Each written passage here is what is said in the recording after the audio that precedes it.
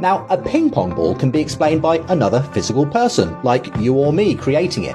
But the universe can't have a physical explanation because it includes everything physical within it already. So I thought I could get to the end of the video before offering another comment or critique, but I've just had to stop it here. I'm sorry, Justin, but this is just an assertion.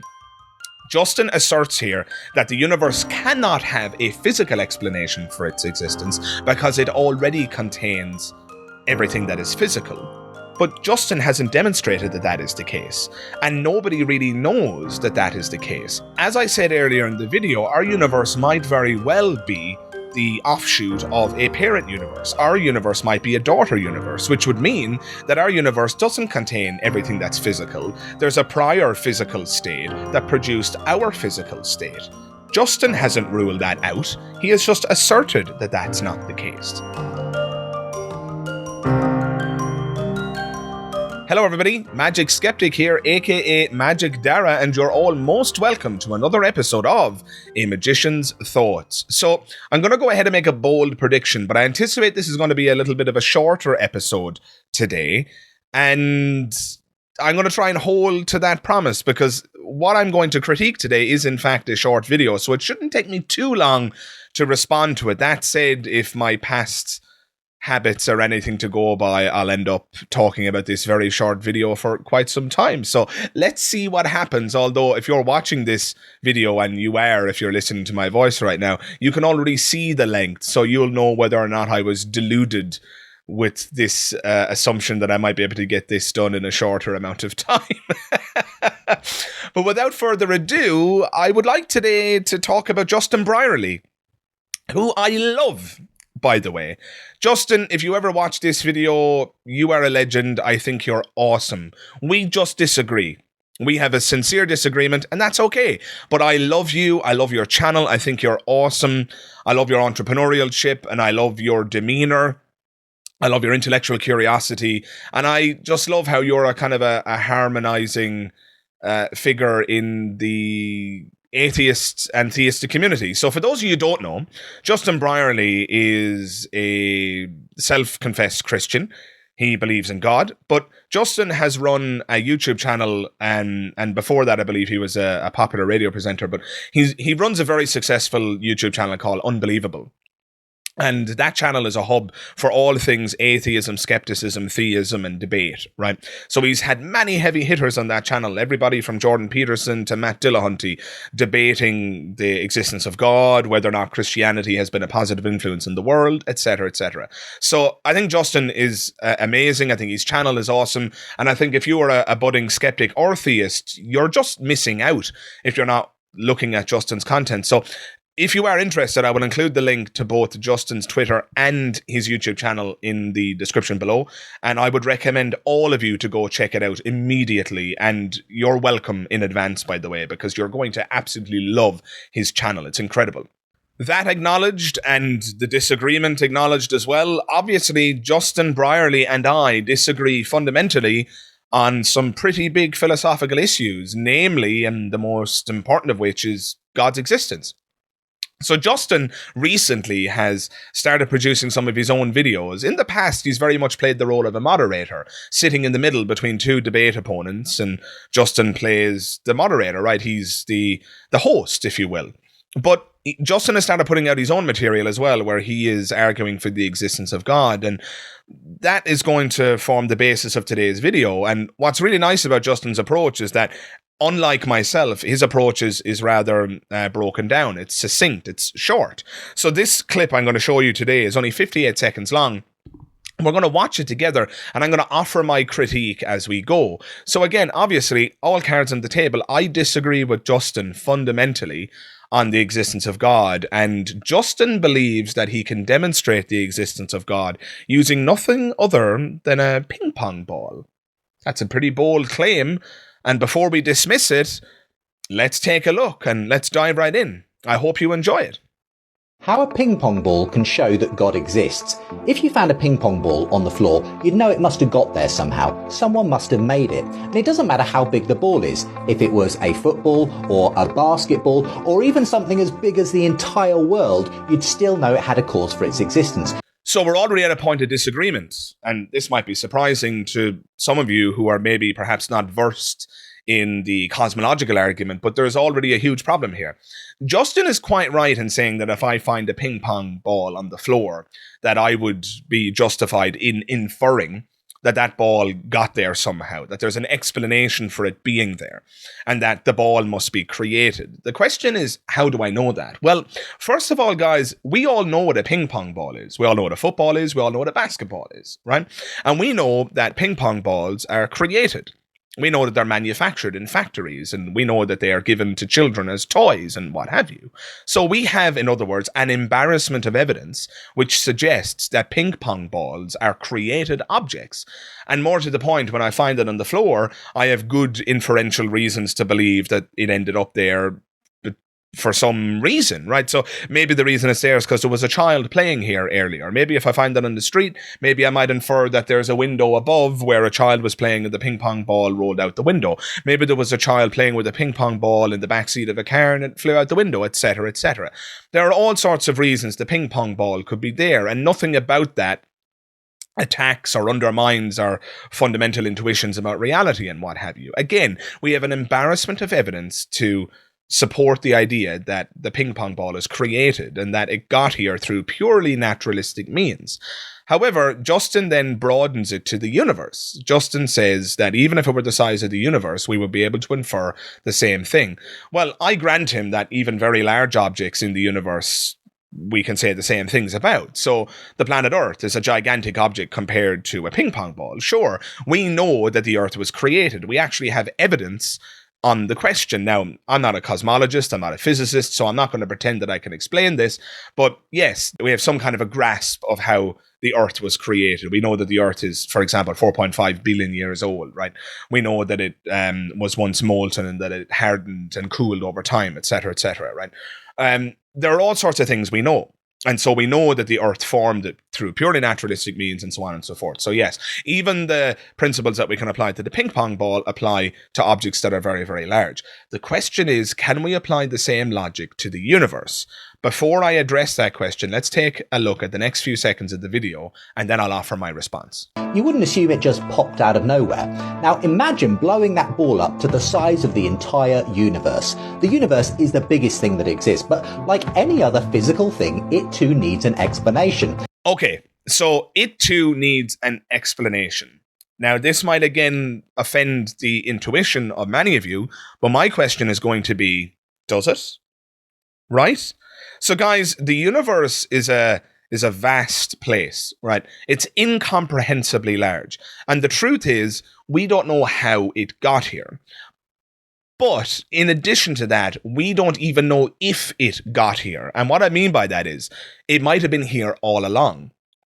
So the assumption that the universe was created and that at one point it didn't exist might not be true. Now, some of you are going to jump at me and say, oh, Magic Skeptic, well, the Big Bang, the Big Bang, the Big Bang.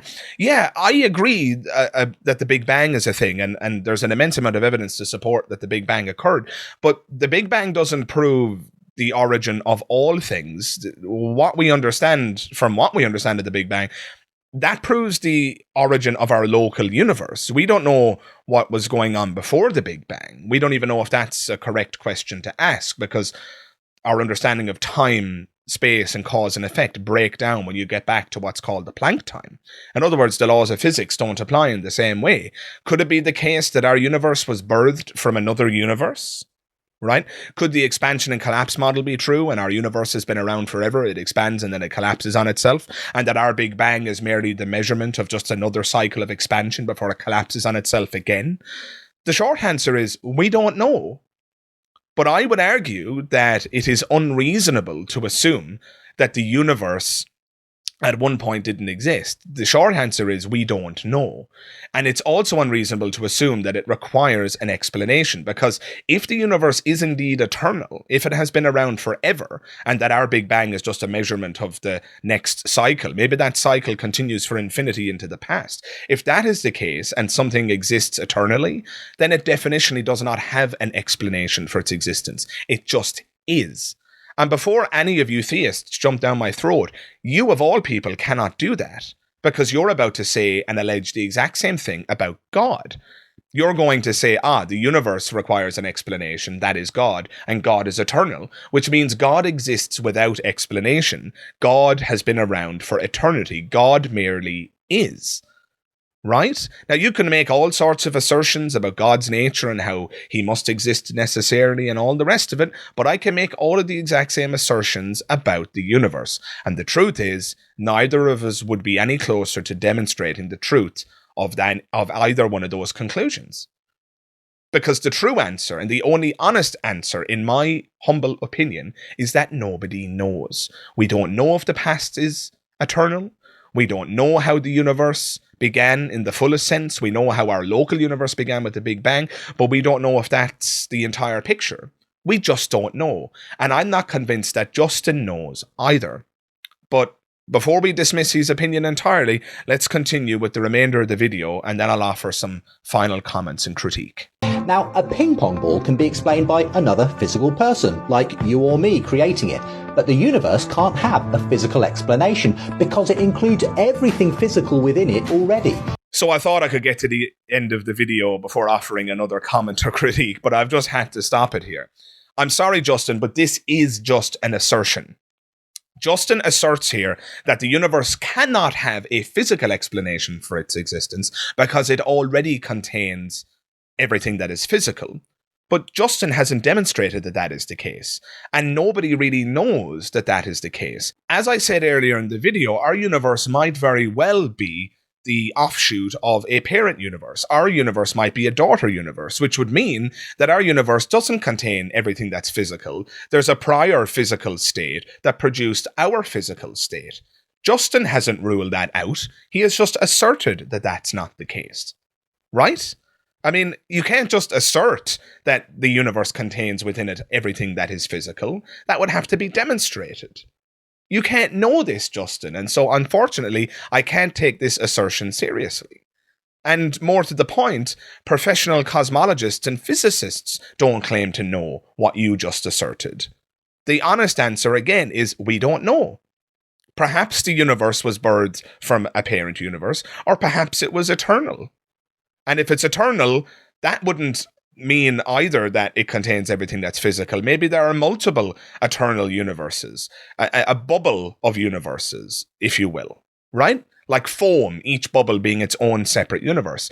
And so if that's the case, yes, our universe contains everything physical that we're aware of, but there might be accompanying neighboring universes, each of which contain an entire physical existence in their own right. Now, I'm not saying that I know that any of this is the case. I'm just pointing out that there are competing hypotheses here. I'm not saying I know the answer at all. Remember, my answer on all these questions is I don't know. I'm merely pointing out that there are alternatives that Justin has not ruled out, and he certainly hasn't ruled them out by asserting that that's the case. That which can be asserted without evidence can be dismissed as such, and that's exactly what I'm going to do here. But the universe can't create itself any more than this ping pong ball can. That means the cause of the universe must lie beyond itself in something non-physical but enormously creative and powerful.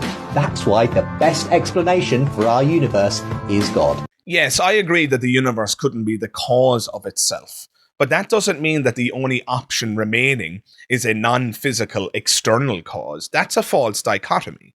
A false dichotomy is where you present two options as the only options that are available, when in fact there are more. So Justin wants us to believe that the only two possible options for the existence of the universe are as follows. Option A, the universe created itself, and option B, the universe has an external non-physical cause that is unbelievably creative and powerful, and that we call God. That is an entirely false dichotomy, because the other option is that the universe is eternal. Another option is that the universe was birthed from a parent universe, and so on and so forth. And there might very well be other options that I have even failed to conjure in my mind in this video. Right? There might even be options. Maybe the real truth is an option that we haven't even dreamt of. Right? I mean, that's entirely possible. You know, the truth might be not only stranger than we suppose, it might be stranger than we can suppose. And so Justin is just Justin is just making assertions here, propping up false dichotomies and alleging and asserting that God wins in the end. But so, just to be clear, yes, I agree with Justin that the universe can't have created itself. Right, agreed. Absolutely agreed. But that doesn't mean that the only remaining option is an all-powerful, creative, non-physical God. That doesn't make sense at all. As I've said, there are other options on offer, and Justin has merely asserted that those options don't count. And so I'm sorry, Justin, but I can't take this argument seriously. You haven't convinced me on this one, my friend. But I love the video. I think it's awesome. I think it's very well presented. And I think you're an awesome representative of the theistic and apologetics community. Again, I just don't agree for the reasons that I've pointed out in this video. One final point I'd like to make is that even if Justin's false dichotomy were true, let's steelman the proposition for one moment, right? Let's imagine the only two options are the universe created itself or non-physical, creative, external force, right? Obviously, we would dismiss the universe creating itself. That's an incoherent idea. But why does the external non-physical cause have to be the God of Christian theism, right? First of all, it could be a God of another theistic tradition. That's the first thing, which of course Justin wouldn't agree with because he's a Christian. Now, I can already see him responding and saying, yes, but there are other arguments which bring us closer to Christian theism. This argument is just about establishing a designer. Okay, I can go with that. But maybe the external and non-physical cause is just an unembodied magic. Right? Magic explains the origin of all things. Just magic. Not a being. Magic is superior to any being. Beings, by their very nature, are limited, more limited than an unembodied magical force. Right? Just pure magic. Right? It's not a god. It's not a being. It's just a pure, non-corporal magical force. That could also be the external creative cause, right? You see, guys, this is the problem with asserting that God is an explanation for anything. Anything could be explained by God, because God, as Christians assert, is all-powerful, or at least maximally powerful. If you have a maximally or all-powerful being, then everything by definition can be subsumed by that explanation. But that doesn't make it an explanation. That just makes it a big fat assertion. It's a panacea. It can explain all possible things. And something that explains all things really doesn't serve as an explanation for anything. Unless you've explained the mechanism, unless you've explained some kind of A to B to C type scenario, you haven't really explained anything at all. Saying that God did it is uncompelling to a skeptic such as myself. Again, it is no different in my mind to saying magic did it, because there is nothing that magic couldn't accomplish either. You name it. Name all the things that Christians and theists more generally attribute to God. The creation of the universe. Well, no, it wasn't God. It was magic. Oh, the creation of life. Wasn't God. It was magic. Are you telling me that magic wouldn't be able to accomplish the origin of life? Are you telling me that magic couldn't accomplish the creation of a universe? Of course it could. It's magic, right? Magic can explain all of these things as well. Again, you name it.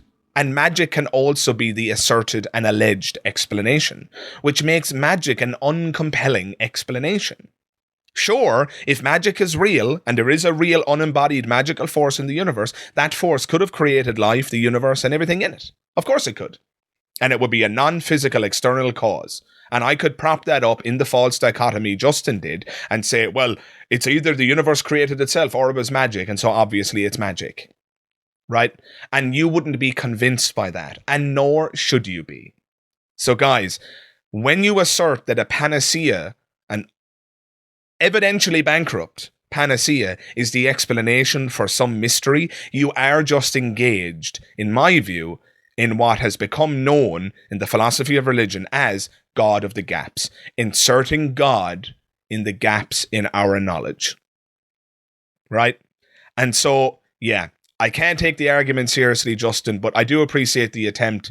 Much love, my friend. I really do love your channel, and keep doing what you're doing, because even though I disagree with you, at the very least, you keep atheists and skeptics such as myself on their toes. And for doing that, my brother, thank you very much. And I look forward to responding to and critiquing future videos of yours, and I hope someday that we will have a conversation in person. That really is a personal dream of mine, because I love your content, I love what you're doing, and I hope that you interpret all of these comments with the sincerity that they are meant, because, yeah, like I said, much love, Justin Brierley. You're awesome. And so that's it for now. And so if I'm not mistaken, looking at the time, I think I did manage to hold to my promise and get this video done in a shorter amount of time. If you did enjoy this shorter format video, could you jump into the comments below and let me know? Because I definitely err on the side of doing longer videos, and people seem to like those. But if you do like some of these shorter videos, please do let me know in the comments below, because if you do like some of these shorter style videos, I will make more of them. And if you don't like them, also equally tell me below if you'd rather have longer, chunkier episodes, and I will default more often than not to doing those. I just want to get a sense of what my community wants so that I can satisfy your desires. That's the goal here, right? And so if you enjoyed the video, if you liked it, please drop a like on it. Even if you didn't like the video, guys, I would really appreciate you dropping a like, not to indicate that you liked the video, but just as a mere form of payment. These videos require an enormous amount of my time and effort between filming, editing, and coming up with the scripts and ideas and so on. And so I would really appreciate it if you could leave some kind of a payment in the form of a like, as just a kind of a minimum payment requirement. That would be fantastic too. It helps out my channel enormously, and it doesn't cost you a penny to click that like button. So again, that would be hugely appreciated. More to the point, if this is the first time you visited the channel and you liked what you saw, do consider hitting that subscribe button. And while you're at it, don't forget to check the bell notification icon. That way you'll be able to stay up to date with all things on the channel, and you'll even be notified as and when my latest videos go live. So guys, thank you very much for watching this video, and I hope to see you in the next one. All the best. Bye-bye.